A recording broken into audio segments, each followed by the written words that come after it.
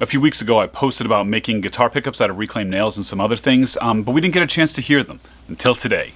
Well, we did hear the bass a little, but in that video I had the pickups out of phase. I put out a subsequent video about the bass itself where I fixed that properly, so you got to hear them, but we're going to hear them again in a minute. After all that, I put the original set of NailBuckers into this little kind of headless guitar that I was making out of some scrap to practice some techniques. Back when I made the video I was calling them PAF's Palette As, but I since changed the name, and you'll see why later. I tested them through my little crappy practice amp with my big crappy hands and discovered that they did work, but I wanted to really hear them through the hands of a good guitar player and a good guitar amp.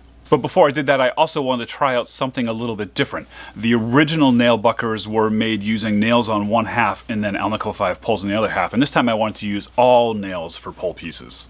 And while I love the look and concept of using pallet wood for the tops, I wanted to mess around with using my other standby hollow core doors, the old closet doors, because the pallet wood being real wood and getting cut that thin is more likely and susceptible to split and fail, whereas the closet doors are made of 1/8" plywood, so there's multiple layers and it's a lot safer and more stable. Did you know that hollow core doors are the new pallet? Link. So I made this design a little bit different internally, and I used neodymium magnets beneath the nails. Okay, so we're going to pause here for a minute so you can all write in the comments why I can't use neodymium magnets. Oh no, I'm listening. Keep going. I feel like this has like the perfect amount of pull. There's a little bit, but not a lot. Once I had those done with the closet door tops, it only seemed appropriate to put them into one of my guitars made from closet doors. So I grabbed this one and I removed the vintage Gibson and DiMarzio pickups from it to put in my NailBuckers. And I'm sure that someone somewhere out there is turning over the grave. I wired these so I could flip a switch and turn half of the humbucker off to make them single coil, but like a fool, when I put the one in the bridge side, the coil that gets turned off is the one closest to the bridge, not the one closest to the neck, so next time I restring it, I'll flip it around. It'll make a little more sense. Now, do I expect these pickups to sound like Gibsons or Fenders or whatever? Of course not. In my opinion, that would be a failure. There's already thousands of people out there making pickups like that, so why compete? As always, I'm looking for the 13th note, to push some boundaries and concepts to make my overall work stand out from the clones. For those that are brave enough to try something different. So now that I have a few things to try out, I packed these guitars up and I brought them to my second favorite place on earth, to Red Room SoundStudio. I brought the guitars up to my friend Mick's all-analog studio so I could film him playing these through his vintage amps. I just used a pocket digital recorder to capture the audio. We didn't bother hooking up the tape machines. Just for a bass line, let's just listen to what this weird guitar sounds like.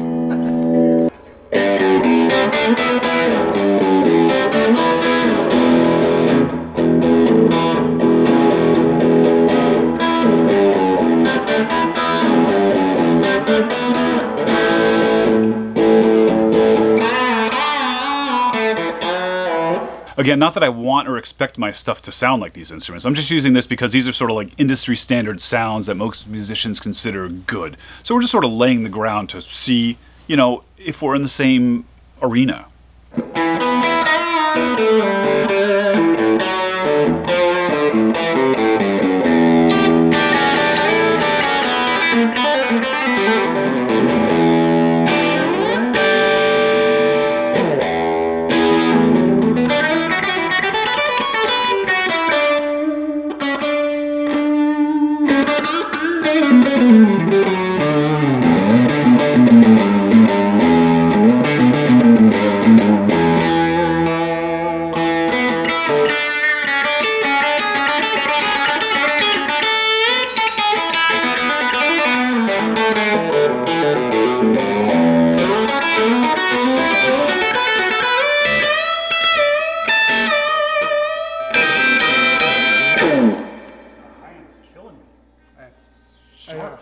Shrill. It is.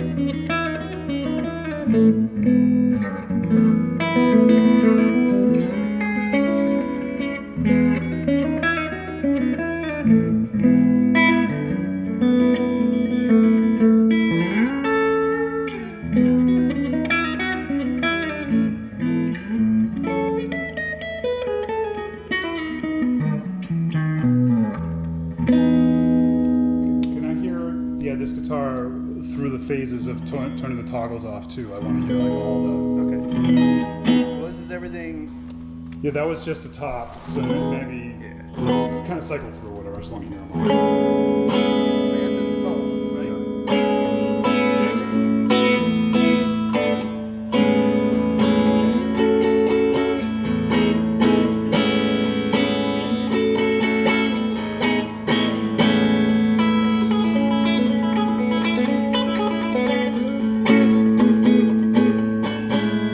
Your little drive, see what it sounds like? Yeah. Drive on it.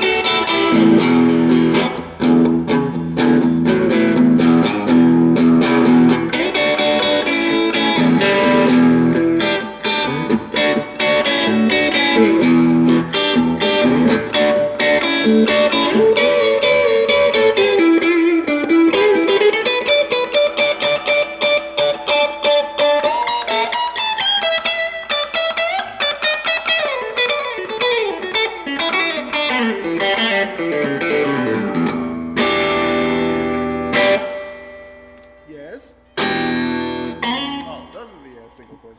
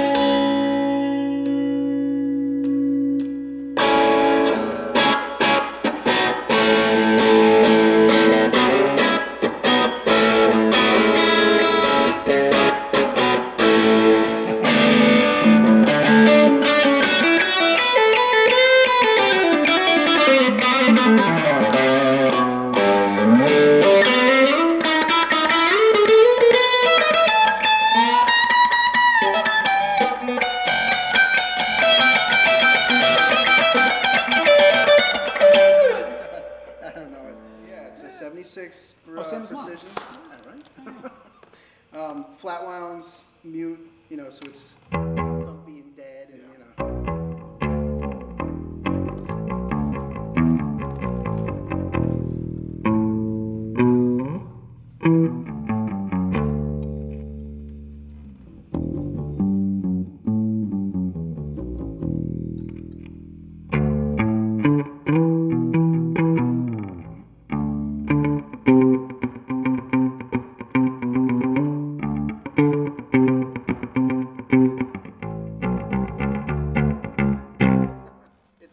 Yeah. Did you record that? Yeah, I'm just recording it right now. I just made it up. I don't want to forget it. It's cool. Yeah. You probably make a song out of that. I just deleted it. Really? No, I'm just kidding.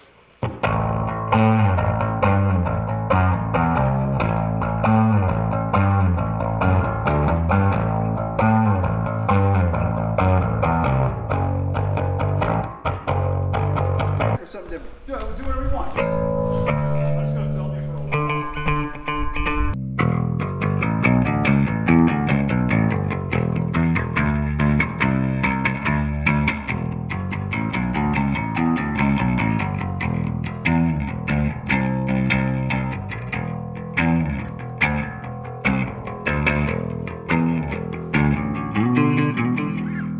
It's very rock and roll. Let's find third tone. Yep.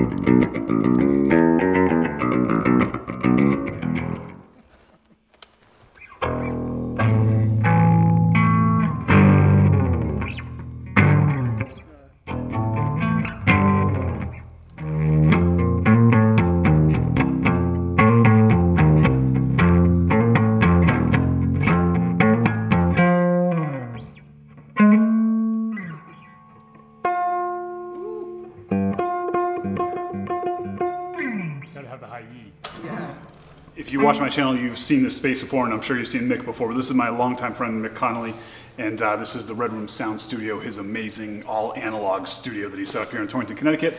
So you've obviously played my guitars before. You know kind of my... I've used them. I've recorded with them. Yeah. They're featured on, actually, on your album? A lot of tunes. Yeah. More than I can remember. I usually leave one laying around here. But this is the first time I've made the pickups. So yeah. And, you know, we were trying to... How did, like... You know, don't blow smoke. For real. Like, how do they work for you? I love them, man. I'm serious, and there's no smoke. Yeah, seriously, there's no smoke. We're any minute now. No, they're awesome. They sound great. They have all the highs and the lows, and they don't make any weird noise, which is even better. You know. And there's a problem here sometimes with the radio station. Yeah, anywhere. You know, stage lights or anything else. Yeah. They sound great and they look cool. But throw away the rule book, man. Well, yeah, I mean, the sustain seem to be there. Oh, everything is there. You know. Yeah, they sound great. I'm telling you, make more. Yeah, I think I would. And then and so then that one we had the coil tab. Like I wasn't digging the sound of it tapped too much. It was a little too thin. Yeah. But I thought, I got my ringer on my phone. We have to take a personal call. We'll be right back. Turn that off. Cool. I appreciate you demoing these for me. Anytime, and, I'm gonna go back to the lab and wind some more and see what happens. Bring some more over. Yeah. All right, that was it. That's it. All right, thanks a lot. Cheers. Back to the shop. See ya. Of course, Mick is not an impartial observer. We've been friends for over 30 years, so of course he's only going to say nice things. But the audio is here for you to listen to and form your own opinions. Now, I was in the room, so that means I had a different experience besides just the tape that you didn't get to hear. But I was really excited to come back and listen to the tape to see how I felt about it later, hearing it back rather than live in the room. And of course, there are more factors than just pickups involved. But my honest opinion is that I liked them all. I thought they all worked. And I liked my Nail humbuckers better live than on tape. But the vintage Gibson I liked better on tape than live. I think my pickups are definitely in the running. Of course, a 40-year-old Les Paul sounds like the best. It's basically as good as it gets, right? But, you know, we were hanging in there. And the bass pickups I just absolutely love. They have all the grittiness and wonkiness that I always look for in, like, vintage basses, but you can also clean them up. Spot on. So now, armed with all this knowledge, I decided to come back to my shop and make some more pickups. So I personally have very little interest in sticking to industry standards on any of that stuff, and so now that I'm making my own pickups, I can make them custom to each of my guitars any way I want. I'm really excited about that. But I also am working on reintroducing my DIY guitar kit, and I wanted to have it different than it was before, more like a la carte, and have these pickups available just for purchase for people that are building their own instruments or modifying instruments they own, etc. So I do need to make them, at least some of them, fit into the rest of the guitar world realm. I don't want to go chasing down every single pickup shape and size and design that's out there, so for now I'm just starting with the basic humbucker. But that doesn't mean they have to be humbuckers. I'm just sticking with the size hole. I made a few more that fit right into your existing humbucker hole, but I also made these single coil pickups that will fit into those same humbucker pockets. They come with the trim ring. You just mount them in just like you would any other replacement pickup. These are pretty standard single coil pickups. They're Alnico 5 poles with 43 gauge copper windings, about 9 to 10K range for them. And each of these pickups comes with 2 trim rings that they mount into, so if you need to adjust the height, like to make it lower or higher, you can move them around and swap them where you need them. I'm also providing humbucker router templates, just real simple things that you can use to modify a hole to hold a humbucker if you don't already have that. That's all going to be at newperspectivesmusic.com as well as the pickups, and I'm not making a ton of them right now. I'm just sort of exploring this whole avenue. I also had this rail pickup idea that I wanted to experiment with, and it was inspired by some of the Soviet-era guitars that I had gotten in last year and done some work with. I bought them from a dealer in Ukraine, and in the past when I've done this Soviet guitar stuff, I've done some Russian lettering on it and stuff, but this time what I wrote on the pickups is make good music in Ukrainian, not Russian, for obvious reasons. I still don't have my tube amp back to properly hear this, but I did throw one of these little rail pickups into a guitar just so I could hear it through my cruddy practice amp.